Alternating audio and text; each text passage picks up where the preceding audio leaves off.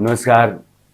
गालिब की गली बल्ली मारान के दोलायमान दरवाजों और दरकती दीवारों से लपकता झपकता एक नए दौर का शायर दिल्ली के ल्यूटियन जोन की सैर पर निकला था। जनवरी की सर्दी में दोपहर की गुनगुनी धूप दोनों में आइसक्रीम के साथ गर्म गुलाब जामुन का जायका दे रही थी। शायर शहर के शीतोष्ण कटिबंधीय मौसम का मजा लेते सत्ता के शिखर पर उड़ते कबूतरों को देख इतरास आ गया। उसको लगा किसी उम्दा शेर के पैदा होने का माकूल वक्त आ गया है। उसने कबूतरों की तरफ हाथ लहराकर शेर उछाला। रही न ताकते गुफ्तार और अगर हो भी तो किस उम्मीद पे कहिए कि आरज़ू क्या है। बना है शह का मुसाहिब फिरे है इतराता बगरना शहर में गालिब की आबरू क्या है। शायर को न जाने शेर पढ़ने के बाद अचानक एक नीम उदासी ने क्यों घेर लिया। वह आरजू और आबरू के दो पाटों के बीच फंसी किसी मरियल सी नदी की लाचारी से भर गया। उस दोपहरी में उसको सत्ता के अट्टालिकाओं पर उड़ते कबूतर भा तो रहे थे, मगर अब ईंटों मीनारों मेहराबों के उस ऊंचे महल के नए बादशाह से उसकी अबूझ अदावत सी थी। पुरानी सल्तनत के बादशाह जोरावर लाल की शेरवानी और टोपी को चूलों तक चरमरा चुके किसी दीवान की तरह थामे वह उनका मरसिया पढ़ना नहीं चाहता था, मगर यह डर अक्सर सताता था कि वह जो नहीं करना चाहता है कहीं वही ना हो जाए। शायर को अचानक ध्यान आया कि महाराज धृतराष्ट्र अपने अंतःपुर में प्रतीक्षारत होंगे। उन्हें खान मार्केट के खुदाई खिदमतगारों की खैरियत बतानी है और बादशाह के खिलाफ नई साजिशों से वाकिफ भी कराना है। झुकी रीढ़ के बुजुर्ग की तरह ऊपर का कोना छोड़ के भारी भरकम कीलदार दरवाजे की चों सुनते ही धृतराष्ट्र ने कहा, आओ बालिक, तुम्हारी प्रतीक्षा में था। आज तो संजय ने अखबार बांटने से ही मना कर दिया। कहा कि सारे खबरनवीस बादशाह के हो गए हैं, अब हमारी खबर तक लेने वाला कोई नहीं। बल्ली मारान के नए दौर का शायर बालिग बिना समय गंवाए बोला, महाराज अब आप सलाहकार बदल दीजिए। संजय की तो द्वापर वाली दृष्टि रही नहीं। अब तो वीडियो कॉल पर खान मार्केट के मजमे में शरीक होने का शौक पाल बैठे, मगर उसकी वजह कुछ और है। खुदाई खिदमतगारों की बैठकों में जोरावर लाल की शेरवानी और टोपी पर गंभीर विमर्श में इनकी तनिक भी दिलचस्पी नहीं रहती। अलबत्ता इस फिराक में रहते हैं कि अपने स्टारबक्स की कॉफी का बिल किसके नाम चस्पा कर दे। बगल के कमरे में आज की खबरों से खोटा मन लिए संजय शायर बालिक की बात सुन रहे थे। वे तमतमाए हुए तेजी से बाहर निकले और बालिक पर बरस पड़े।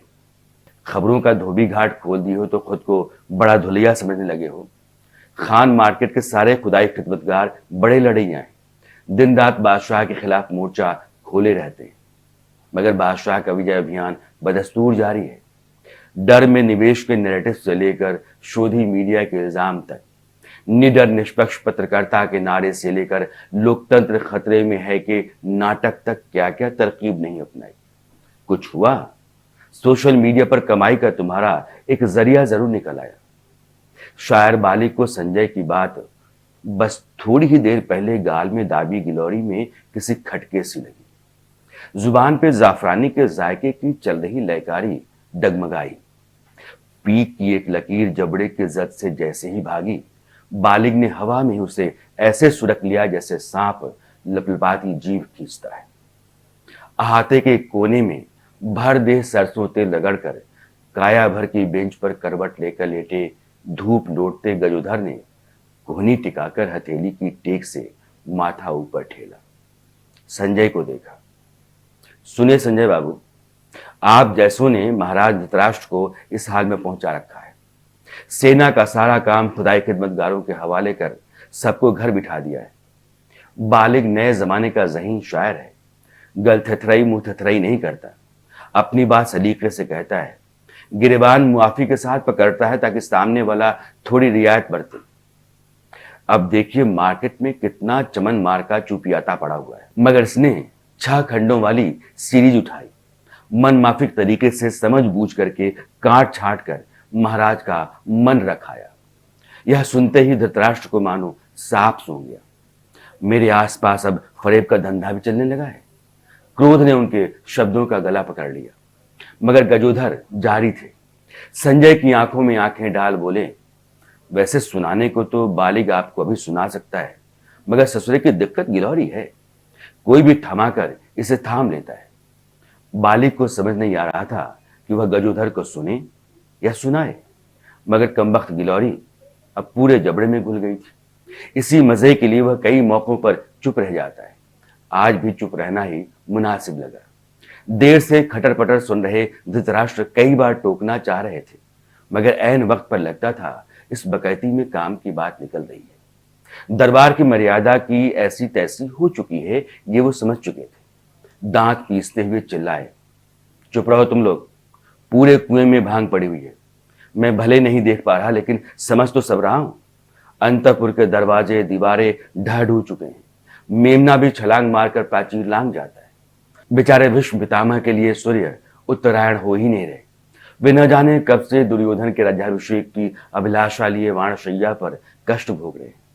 इंद्रप्रस्थ से उनकी प्रतिबद्धता ने उनको इस हाल में पहुंचा दिया है। तुम लोग जोहरावर की शेरवानी और टोपी के चक्कर में हसनापुर गंवा बैठे।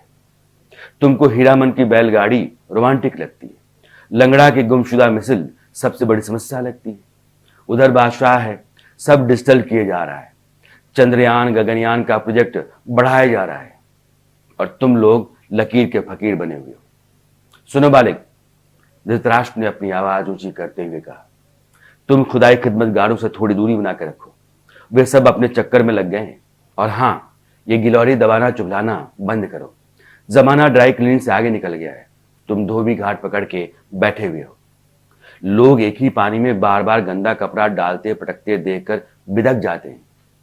अंतःपुर की दीवारें ढह गई हैं तो क्या, कम से कम हमारी सजधज तो ठीक रखा करो। धुलाई सफाई का इंतजाम मॉडर्न करो।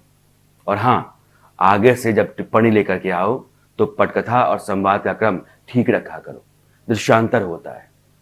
बालिग ने कहा, जी महाराज, जो आज्ञा। सूरज आसमान से उतर रहा था। ठंड बैठने लगी थी। बालिग बल्ली मारान के लिए लौटने लगा। बादशाह के महल के कंगूरे पर कबूतरों की तादाद पहले से ज्यादा हो गई थी। बालिग को गालिब फिर याद आए। हजारों ख्वाहिशें ऐसी कि हर ख्वाहिश पर दम निकले। बहुत निकले मेरे अरमां, लेकिन फिर भी कम निकले।